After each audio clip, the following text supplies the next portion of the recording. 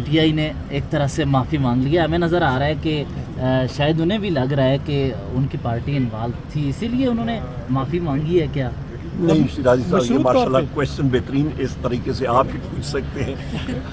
انہوں نے معافی ایسے نہیں مانگی, انہوں نے کہا ہے سی سی ٹی وی فوٹیج جو ہے وہ سامنے لائیں اور اس کے بعد کوئی پی ٹی آئی کا شخص ملوث ہوا تو پھر دیکھتے ہیں.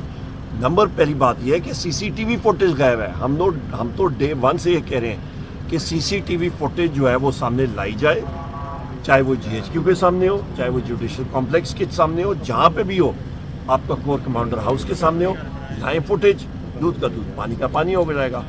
تو سر آخر یہ فوٹیج جو ہے یہ کس نے غائب کی ہوئی ہے, کون اس کو سامنے نہیں لے کے ہاں آ رہا؟ جی, یہ بات ہے نا, یہ پھر آپ پوچھیں جو سی سی ٹی وی فوٹیج جن کے کنٹرول میں ہوتی ہے, جو اٹھا کے لے کے جا سکتے ہیں, پھر پوچھیں ان سے. سر آپ کو لگتا ہے وہ معافی مانگیں گے سی سی ٹی وی فوٹیج آنے پر جنہوں نے چھپائی ہوئی ہے؟ جب جس وقت سی سی ٹی وی فوٹیج آئے گی سامنے تو پھر بات کریں گے آگے کہ کیا مطلب وہ سی سی ٹی وی فوٹیج جو ہے وہ ساری چیزیں عیاں کر دیں گی, ساری چیزیں دودھ کا دودھ پانی کا پانی ہو جائے گا. خان صاحب نے یہ بھی کہا ہے کہ اگر خان صاحب نے یہ بھی کہا ہے کہ مجھ سمیت نواز شریف صاحب کا, زرداری صاحب کا, محسن نقوی صاحب کا نام ای سی ایل میں ڈالیں, اس پہ رسپونڈ کریں. ہمارے تو پہلے ہی نام ای سی ایل پہ, ہمارا تو کوئی ایسی لسٹ ہے نہیں جس پہ یہ نام نہ ہو. تو آصف علی زرداری کا, نواز شریف کا, شہباز شریف کا, ساروں کا ان کے ڈالے نام وہاں پہ. ہم سارے تو پہلے سے ہی ہیں, ہمیں تو ہماری صحت پہ کوئی اثر نہیں ہے. انہوں نے بنگلہ دیش کے تناظر میں خان صاحب نے کہا ہے, جی بنگلہ دیش میں جو صورتحال ہوئی ہے اس تناظر میں انہوں نے کہا ہے کہ میں نے تو ادھر ہی رہنا ہے, ان سب کے بھی ڈالیں. ہاں نہیں وہ تو ہیں, پر میں یہ مزے کی بات یہ بتاؤں کہ حسینہ واجد تو ہیلی کاپٹر MI-17 میں, کیونکہ میں خود ایک پائلٹ ہوں, مجھے معلوم ہے ان جہازوں کے رینج کا, وہ تو بنگلہ دیش سے آپ ہیلی کاپٹر میں بیٹھے تو نکل جاتے ہیں, پر یہاں سے جو ہے ہیلی کاپٹر کا رینج وہ لمیٹڈ ہے. اسلام آباد سے آپ ڈائریکٹلی نہ کابل پہنچ سکتے ہیں, نہ آپ ادھر سے ایران پہنچ سکتے ہیں اسلام آباد سے, تو آپ کو ہوائی جہاز چاہیے ہوگا, ایئر فورس 1 چاہیے ہوگا. لاہور سے جاتے اچھا سر, وہ بھی لاہور سے بھی, ہاں لاہور سے آپ امرتسر جا سکتے ہیں. بنگلہ دیش اور پاکستان کی صورتحال کا آپ کو مستقبل قریب میں ایسی صورتحال ہوتی نظر بھی آ رہی ہے, یا آپ کو اس طرف جاتے دکھائی دے رہے ہیں حالات آپ کو؟ دیکھیں جی, پریشر کوکر میں آپ چاول ڈالیں نا تو مواد کم ہو تو وہ جلدی گل جاتا ہے. پاکستان مطلب مواد زیادہ ہو, ذرا تھوڑا ٹائم زیادہ لگتا ہے گلنے میں.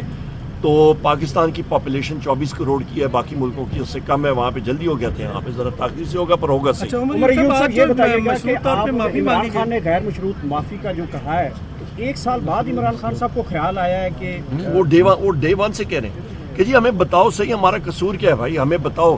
ڈاکٹر یاسمین راشد صاحبہ باہر کھڑی ہو کے روک رہی تھی ساروں کو, سی سی ٹی وی فوٹیج تو سامنے لائے نا, سی سی ٹی وی فوٹیج ہی غائب کر دی گئی ہے. جوڈیشل کمپلیکس میں مراد سعید میرے رائٹ سائڈ پہ تھا, زلفی بخاری میرے لیفٹ سائڈ پہ تھے, باقی بیرسٹر غور صاحب اور شبلی فراز صاحب آ رہے, انہوں نے روکا, انہوں نے کہا جی اندر ٹریپ ہے, وہاں پہ جس طرح کا پتھراؤ, پھر ٹیئر گیس, شیلنگ, وہ ساری فوٹیج غائب ہے. کیوں غائب ہے, کون کس نے غائب کیا ہے, پھر پوچھیں. عمر صاحب یہ بتائیے گا, کہا جی میں مشروط طور پر معافی مانگتا ہوں, سی سی ٹی وی فوٹیج دکھائی جائے اور میں ان تمام ورکرز کو نکال دوں گا پارٹی سے. وہ بات وہی ہے ٹکا خان صاحب کہ وہ ٹی وی فوٹیج آئے, ہمیں معلوم ہے نا, ہمیں معلوم ہے وہ ورکر جو تھے وہ پی ٹی آئی کے تھے ہی نہیں جو لوگ یہ کر رہے ہیں. مطلب یہی تو سارا ہے کہ سب کا سب یہ اسٹیجڈ انکاؤنٹر تھا, جس طرح کا انکاؤنٹر کیا جاتا ہے, اور یہ لنڈن پلان کا حصہ تھا. خان صاحب کہتے ہیں DGISPR کو کہ تمہاری تو کوئی عزت نہیں کرتا, آپ بھی یہی سوچتے ہیں؟ مجھ سے انہوں نے پوچھا تھا کہ جی آپ نے انٹرویو سنا, میں نے کہا بھائی جان میں تو جلسوں کے پریپریشن میں اس دن ثوابی میں بیٹھا ہوا تھا, میں نے تو انٹرویو سنا نہیں. اور دوسری سب سے اہم بات یہ کہ میں بار یہ بات کہہ چکا ہوں کہ آپ کے اسٹیٹ آرٹیکل 7 پڑھیں, آرٹیکل 7 واضح ہے.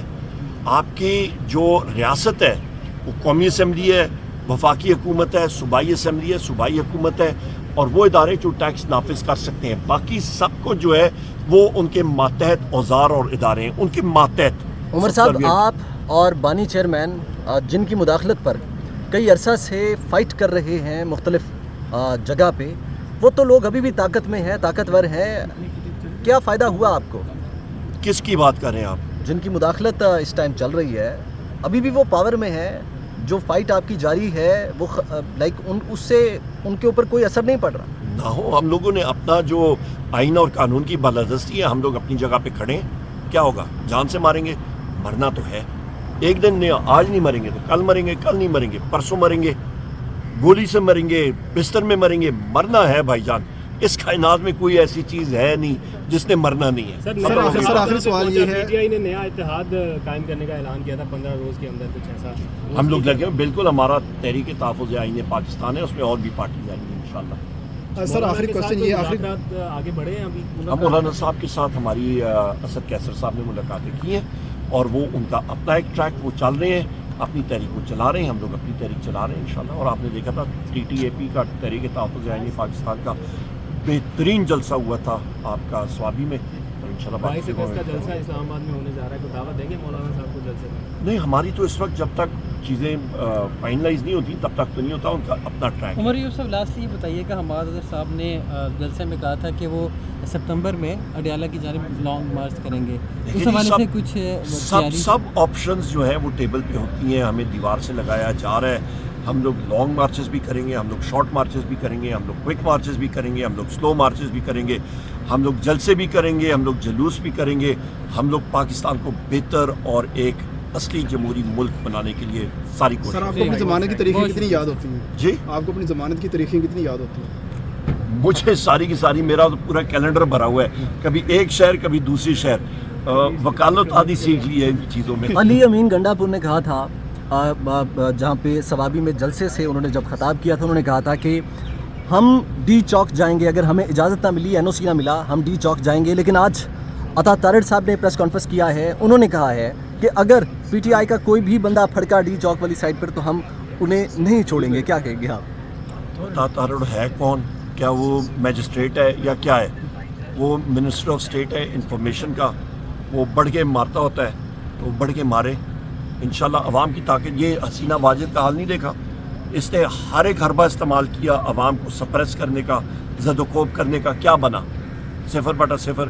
آخر کار MI-17 ہیلی کاپٹر میں بیٹھ کے تو وہاں سے ان کو فرار مطلب ہونا پڑا بنگلہ دیش سے بھارت کی طرف. بہت شکریہ سر, تھینک یو.